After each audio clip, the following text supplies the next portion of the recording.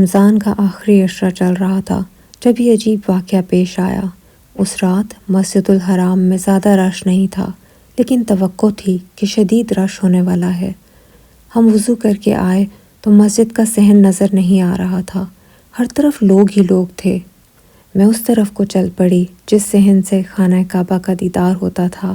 امی نے میری بازو تھام لی، ان کو یقین تھا کہ وہاں اب جگہ نہیں ملے گی۔ امی جان نے اونچائی سے ایک جگہ ڈھونڈی اور ہم اس طرف کو چل پڑے۔ امی کو لگ رہا تھا کہ ہمارے پہنچنے سے پہلے کوئی نہ کوئی اس جگہ پر کھڑا ہو جائے گا۔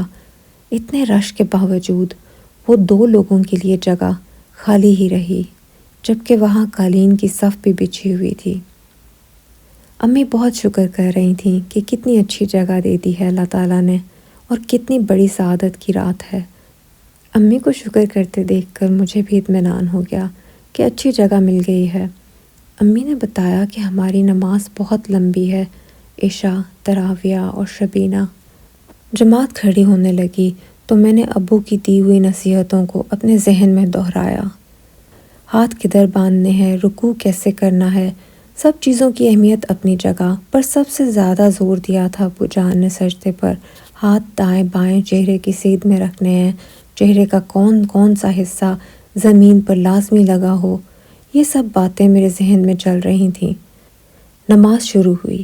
سچ بتاؤں، اس رات نماز جماعت کے ساتھ پڑھنے میں سکون بہت تھا، ایسے لگ رہا تھا آس پاس نور ہی نور ہے۔ بہت تسلی سے میں نے سجدہ کیا، ماتھا زمین پر رکھ کر۔ کچھ سجدوں کے بعد مجھے لگا جس جگہ میں سجدہ کر رہی ہوں وہاں زمین تھوڑی دھنسی ہوئی ہے، کسی کم گہرے پیالے کی شکل میں۔ میں نے سوچا ضرور قالین کے نیچے فرش خراب ہے، پر پہلے تو ٹھیک تھا۔ خیر چہرہ زمین پر لگ رہا ہے نا، تو سب ٹھیک ہے۔ اگلی بار سجدہ کیا تو چہرہ زمین پر نہیں لگا۔ میں سر آگے کرتی تو وہ پیالہ اور گہرا ہو جاتا۔ ایسا لگ رہا تھا زمین مجھے ماتھا ٹیکنے کے لیے جگہ نہیں دے رہی۔ شاید میرے سے کوئی غلطی ہو گئی ہے۔ میں شکر نہیں کر رہی تھی نا، مجھے خانہ کعبہ کے سامنے نماز پڑھنی تھی، یا جو سفر کے دوران میں نے شیطان کے بہکاوے میں آ کر غلط بات کی تھی، اس کی وجہ سے ایسا ہو رہا ہے۔ سلام پھیرا گیا تو میں نے امی کو اس مسئلے سے آگاہ کیا۔ امی نے کہا ہم بہت لمبا سفر کر کے آئے ہیں، بس میں ٹھیک سے نیند بھی پوری نہیں ہوئی کسی کی، تو ایسا ہو جاتا ہے۔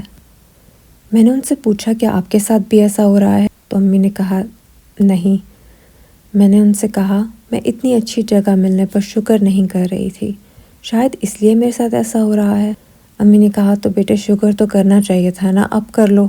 امی نے کہا ہم ابھی کچھ دن ادھر ہی ہیں، آئندہ ہم ہر نماز سے بہت پہلے خانہ کعبہ کے سامنے برآمدے میں بیٹھ جائیں گے تاکہ نماز کے لیے جگہ مل سکے۔ دوبارہ جماعت کھڑی ہوئی۔ اب میں نے توبہ کر لی تھی، پھر بھی سر زمین سے ٹچ نہیں ہو رہا تھا۔ میں نے بہت غور کیا، میرے کھڑے ہونے پر زمین بالکل برابر ہوتی، پر جو ہی میں سر زمین کے قریب کرنے لگتی تو زمین پیالے کی شکل میں اندر ہو جاتی۔ امی نے کہا تھا نیند پوری نہ ہونے اور طویل سفر کی وجہ سے ایسا ہو رہا ہے۔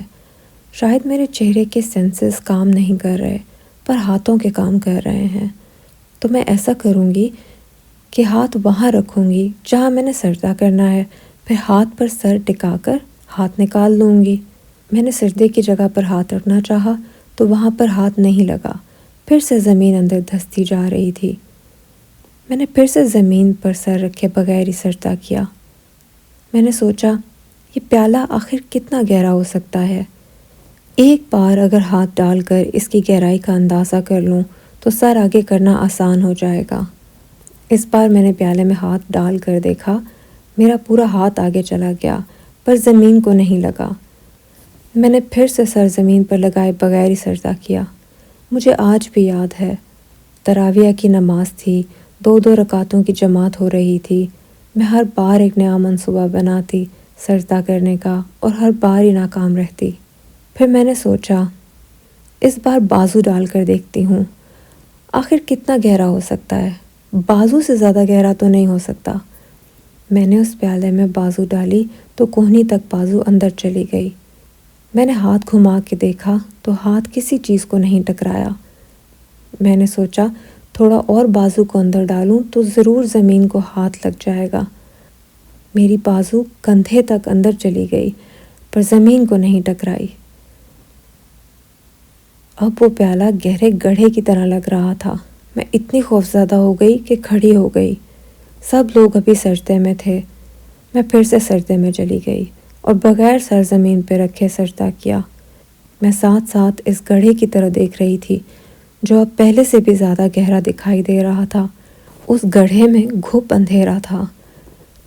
میں نے طے کیا کہ کوئی ضرورت نہیں ہے اس گڑھے کی گہرائی کو ناپنے کی، بس چپ چاپ ہاتھوں کے لیول تک سر کو لے کر جاؤ اور سجدہ کرو۔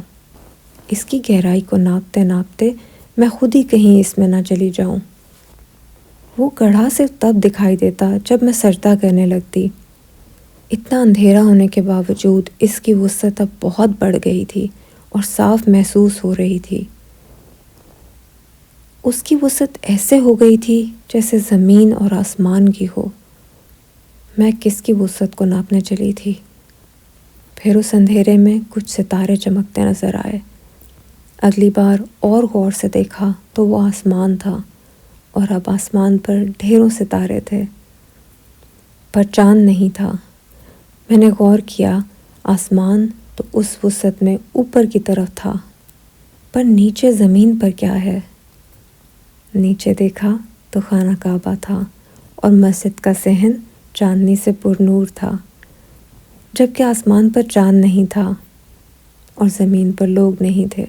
خانہ کعبہ کا ایک خوبصورت منظر بغیر کسی رکاوٹ کے دکھائی دے رہا تھا۔ میں آخری سجدوں میں یہ منظر دیکھتی رہی۔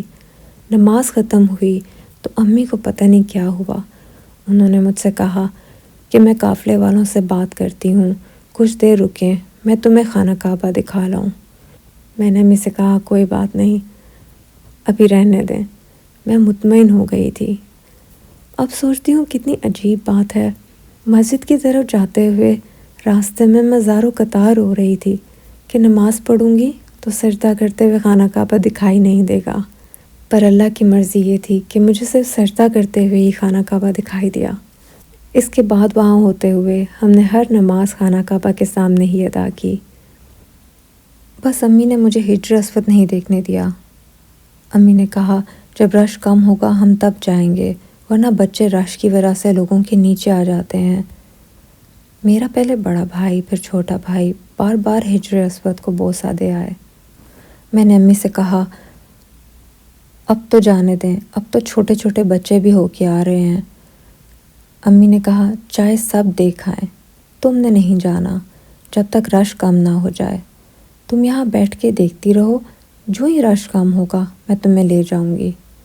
جتنے دن ہم وہاں رہے میں دیکھتی رہی، پر ہر گزرتے لمحے کے ساتھ رش بڑھتا ہی گیا۔ میں وہ جنت کا پتھر تو نہیں دیکھ سکی، پر ہم ایک اور جگہ گئے۔ وہاں کے پتھر تو جنت کے تھے، پر وہاں کی ہوائیں بھی جنت کی تھیں۔ غار حرا، زمین پر میری پسندیدہ جگہ، مائی فیوریٹ پلیس آن ارتھ۔ اس پہاڑ کا اوپر کا حصہ، وہاں قدم رکھتے ہی آپ کو محسوس ہوتا ہے آپ دنیا میں نہیں ہیں، یہ کوئی اور ہی جگہ ہے۔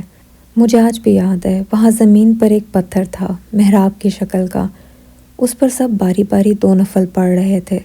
میں بھی پڑھنا چاہتی تھی پر میری باری نہیں آئی۔ ہمیں وہاں سے نکلنا تھا کیونکہ ہمیں مزید زیارتیں کرنے بھی جانا تھا۔ مجھے ایسا لگا کسی نے کہا دوبارہ ہوگی تو پڑھ لینا۔ اس سفر نے میرا وجود بالکل بدل کر رکھ دیا۔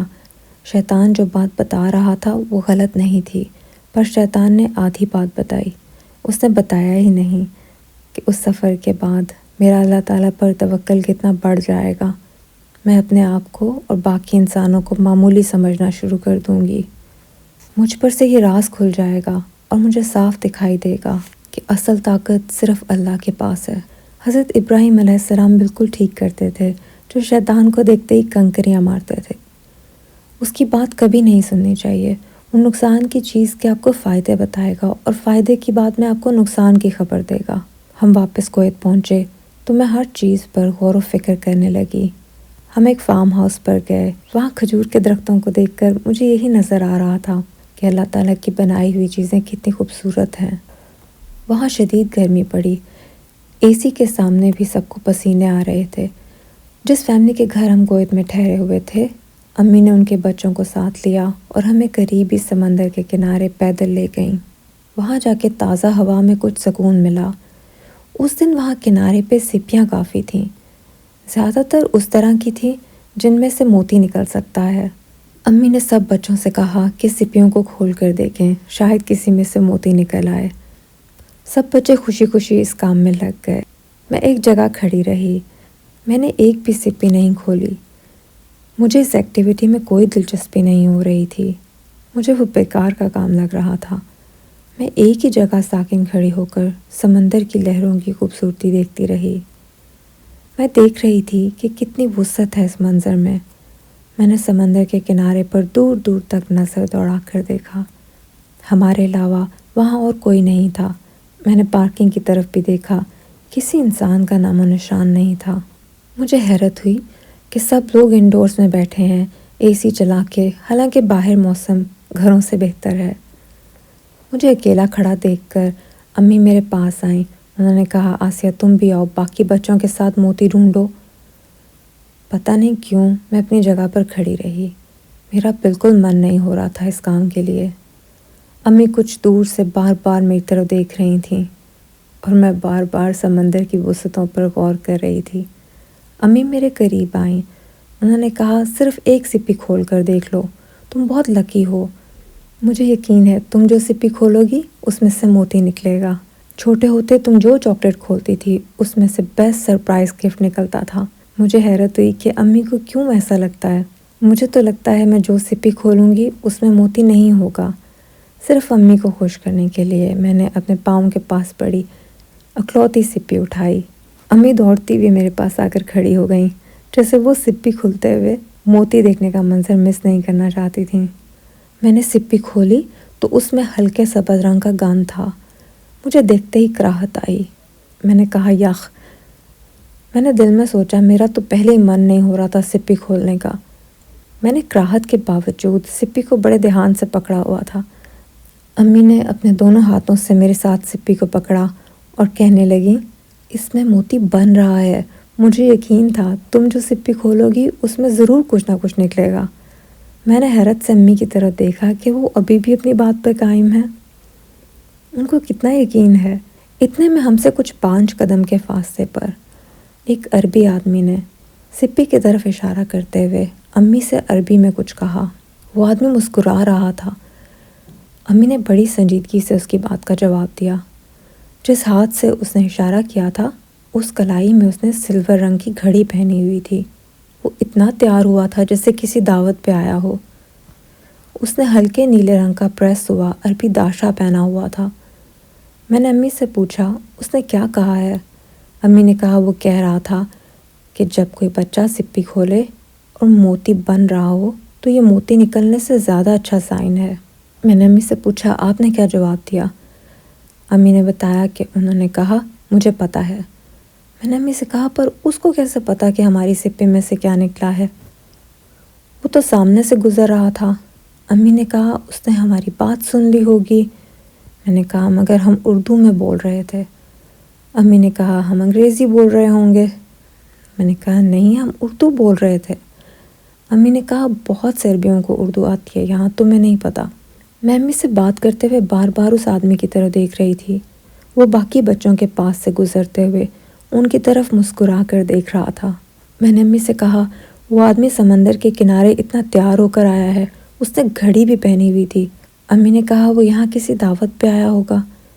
امی کے پاس جیسے ہر بات کا جواز تھا۔ میں نے کہا، مگر وہ آیا کہاں سے؟ حد نگاہ تک تو کسی انسان کا نام و نشان نہیں تھا۔ امی نے کہا، وہ پارکنگ والی سائڈ سے آیا ہوگا۔ اس میں حیرت کی کیا بات ہے؟ امی سمجھ ہی نہیں رہی تھیں کہ یہ کتنی عجیب بات ہے۔ میں نے اس آدمی کی طرف دیکھا، وہ ہم سے کوئی 20 قدم کے فاصلے پر ایک آئس کریم کے کھوکے کی طرف جا رہا تھا۔ میں نے سوچا شاید پھر امی ٹھیک کہہ رہی ہوں، یہ پارکنگ کی طرف سے آیا ہوگا۔ وہ کھوکے کے پیچھے گیا۔ میں کچھ سیکنڈز انتظار کرتی رہی کہ وہ دوسری طرف سے نظر آئے تو دیکھوں گی کہ پارکنگ کی طرف جا رہا ہے یا نہیں، پر وہ دوسری طرف سے نکلا ہی نہیں۔ میں نے آگے پیچھے ہو کر دیکھا، اس کا کہیں نام و نشان نہیں تھا۔ میں نے امی سے کہا دیکھیں وہ غائب ہو گیا ہے، کھوکے کے پیچھے گیا تھا۔ امی نے کہا یہ کیسے ہو سکتا ہے، ادھر ہی ہوگا کہیں۔ اتنے میں میرا بڑا بھائی آیا، اس کے ہاتھ میں آئس کریم تھی۔ اس نے کہا سب بچے آئس کریم لے رہے ہیں، تم بھی جا کر چوز کر لو۔ آئس کریم کو دیکھتے ہی میرا دھیان ہٹ گیا اور میں آئس کریم کے کھوکے پر پہنچی۔ اب میرا پورا فوکس اس بات پہ تھا کہ ہم 2 آئس کریم لے سکتے ہیں۔ پر آئس کریم لینے کے بعد میں نے سمندر کے کنارے، پارکنگ کی طرف، کھوکے کے پیچھے، ہر طرف دیکھا۔ پارکنگ بھی اس جگہ سے بہت دور تھی۔ اگر وہ ادھر جاتا بھی تو ابھی تک راستے میں ہوتا۔ پتہ نہیں وہ آدمی انسان تھا یا نہیں، مجھے اس کی بات پہ یقین تو نہیں تھا، پر اس نے جو کہا اس بات نے کہیں نہ کہیں میرے اور میری امی کے لاشعور پہ یہ چھاپ چھوڑ دی کہ مجھے کوئی نقصان نہیں پہنچے گا۔ یہی وجہ تھی کہ جب ہم پاکستان آئے تو میں بغیر کسی خوف کے اسکول چلی گئی، پر اسکول جا کر دیکھا تو وہاں بہت کچھ بدل چکا تھا۔